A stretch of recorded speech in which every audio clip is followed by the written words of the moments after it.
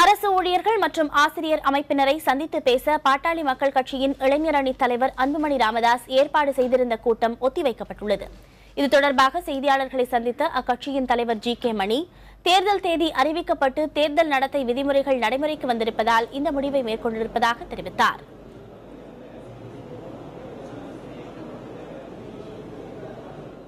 நேற்று மாலை தேர்தல் ஆணையத்தால் தேர்தல் தேதி அறிவிக்கப்பட்டிருக்கிறது. தேர்தல் தேதி அறிவிக்கப்பட்டது மட்டுமல்லாமல் தேர்தல் நடத்தை விதிமுறை உடனடியாக நடைமுறைக்கு வந்துவிட்டதாகவும் தேர்தல் ஆணையம் அறிவித்திருக்கிறது. ஆன காரணத்தால் தேர்தல் ஆணையத்தை நாங்கள் மதிப்பவர்கள், தேர்தல் ஆணைய நடைமுறை விதிக்கு கட்டுப்பட்டவர்கள் என்ற அடிப்படையில் இன்று நடைபெற இருந்த கூட்டத்தை ஒத்திவைக்கிறோம்.